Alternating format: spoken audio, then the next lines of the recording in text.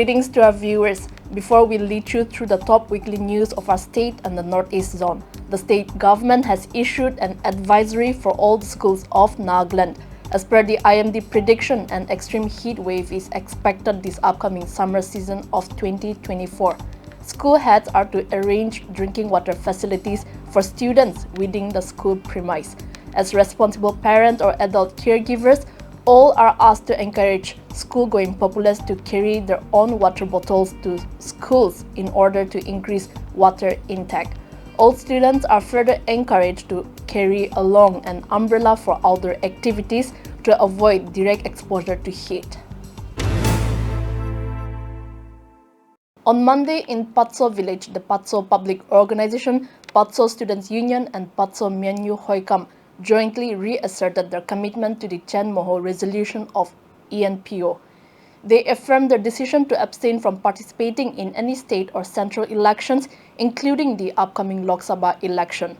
This resolution was reached during a joint meeting held on March 30. The leaders S. Pehe, Sujang and Muteo S. Kemyungan, while stating the importance of executing the Chen Moho resolution, warned that failure to do so would result in non-cooperation with any directives from the Kemyungan Tribal Council and Eastern Nagaland People's Organization in future initiatives.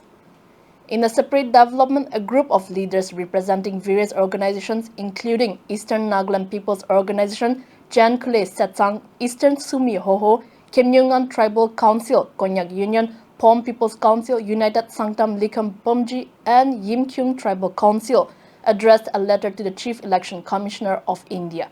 They communicated the reaffirmation of their commitment to the Chen Moho resolution on behalf of the Eastern Nagaland populace.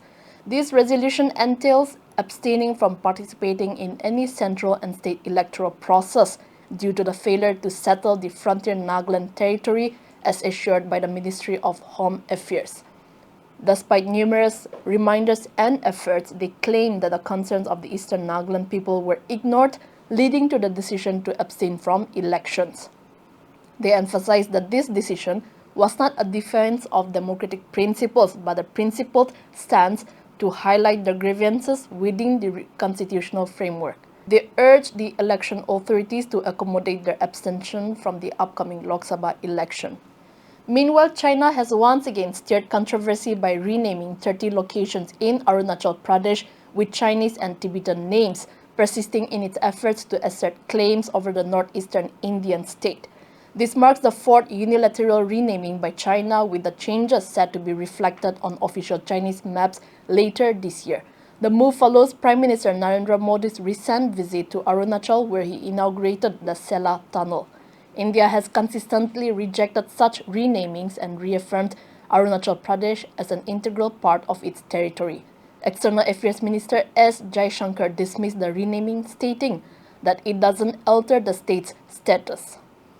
On Tuesday, amidst the ongoing crisis that has gripped Manipur for the past 11 months, opposition to holding elections without resolving the turmoil is growing stronger. Women vendors from the renowned all-women-run markets in Imphal announced their non-participation in the upcoming parliamentary polls. The Manipur Kethal Pambi Apumba Loop, representing these vendors, voiced their stance against conducting elections amid the crisis. General Secretary Yun Nam, citing the loss of lives, displacement and ongoing suffering of the people, have strongly voiced against participation. She questioned the prioritization of elections over addressing the plight of the populace, condemning the move as a display of the central government's disregard for the state's welfare. Their decision to abstain from the election aims to stand in solidarity with women victims of security forces and to empathize with those affected by the violence. Several local organizations, including women's groups like Myra Paibis, have also pledged to boycott the polls since their announcement. Manipur is set to vote for 2 parliamentary seats on April 19 and 26. On Wednesday, in view of the forthcoming Lok Sabha election, the state government has declared April 19, polling day, as paid holiday for all employees of government, private and business establishments to enable each to exercise their franchise. The Home Department notified that paid holiday applies to all employees, including daily wage or casual workers and all electors working outside the constituency concerned. However, this shall not apply to any elector whose absence may cause danger or substantial loss in respect of the employment in which he is engaged. On Thursday, Sonia Gandhi took oath as a member of the upper house in the presence of Leader of the House Piyush Goyal and Congress President, as well as Leader of the Opposition in the Rajya Sabha, Mallikarjun Kharge. Her daughter Priyanka Gandhi Vadra also witnessed the ceremony. Alongside Sonia, 13 other individuals were sworn in on the same day. The Health and Family Welfare Department has made revisions to the medical reimbursement scheme in light of the launch of the CM Health Insurance Scheme effective from November 1, 2022. Under the new guidelines, approval for fresh treatment under the MR scheme has been discontinued. The implementation of CMHIS encountered initial hurdles, with hospitals initially reluctant to provide services to beneficiaries, resulting in some patients bearing treatment costs themselves. To rectify this, the HNFW issued guidelines ensuring that CMHIS EP beneficiaries could still avail of benefits regardless of whether treatment was received at a CMHIS empaneled hospital or under the old MR scheme. Reimbursements for treatment costs will be covered under CMHIS EP if deducted from the beneficiary's medical allowance. For government employees, reimbursement would fall under the old MR scheme if treatment was undertaken before medical allowance deduction, subject to various terms and conditions. Reimbursement would follow approved CMHIS EP health benefit package rates or recommendations by the State Medical Board. Applications for reimbursement must be submitted with supporting documents prescribed by NHPS.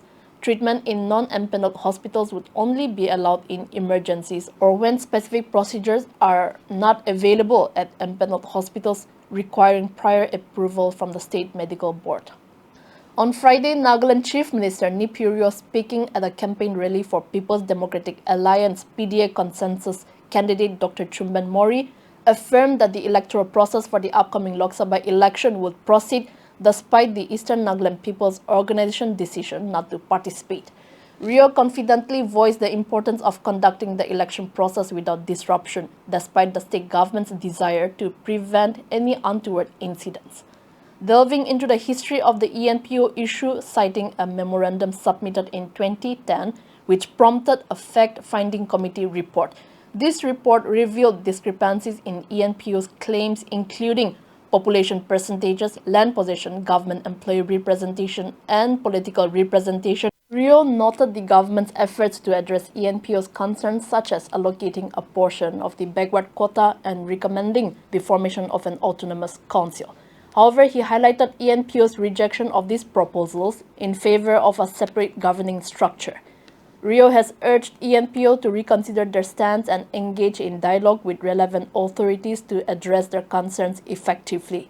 His statement is backed by the fact that a meeting held on March 30 between the State Cabinet with Eastern Nagaland Legislatures Union, the two unanimously agreed to issue an appeal to the Eastern Nagaland People's Organization against refraining from participation in the Lok Sabha polls, despite ENPO showing no signs to back off until the filing of this report. Meanwhile, prominent Muslim elders of Dimapur, along with Jibis and the Muslim Jamaat, has agreed to do away with the New Market Jame Masjid Committee, allegedly led by drug kingpin Bahar Uddin and its advisory board. Following the meeting at New Market Jame Masjid premises, an ad hoc committee of 7 members was formed to administer the mosque until a new body is established within 6 months, effective April 6, 2024. Earlier on March 22, the Nagaland police, in collaboration with Assam police, made a significant breakthrough by apprehending Baharuddin, a notorious narcotics trafficker in Sonitpur, Assam. This operation, spanning several months, resulted in the arrest of Baharuddin and 2 of his associates, one from Dimapur and the other from Imphal.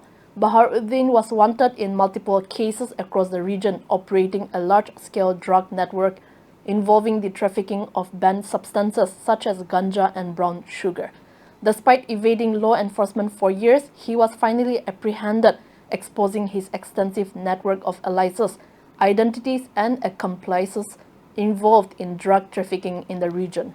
On Saturday, the Naga People's Front Central Office expressed surprise at the declaration of a certain group under the 31 Okuluto Assembly constituency, falsely claiming to represent the NPF while supporting the INC candidate.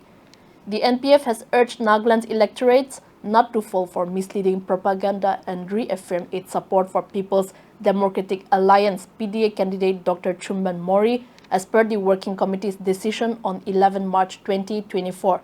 Earlier in a press release under the banner of NPF, party declared its unanimous support for S. Supong Mereng Jamir, the intending candidate of the Indian National Congress for the upcoming 18 Lok Sabha election.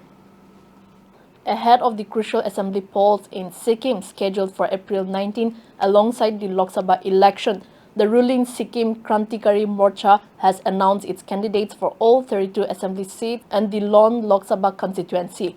However, Chief Minister Prem Singh Tamang's announcement of candidates stirred controversy due to the absence of any women candidates.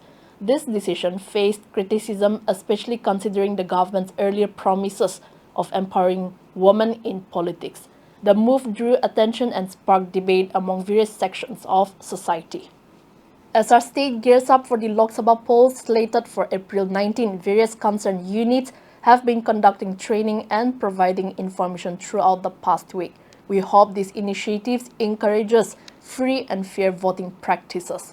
With that, we caution all our viewers to own their voting rights to make a difference. Signing off until the next weekend.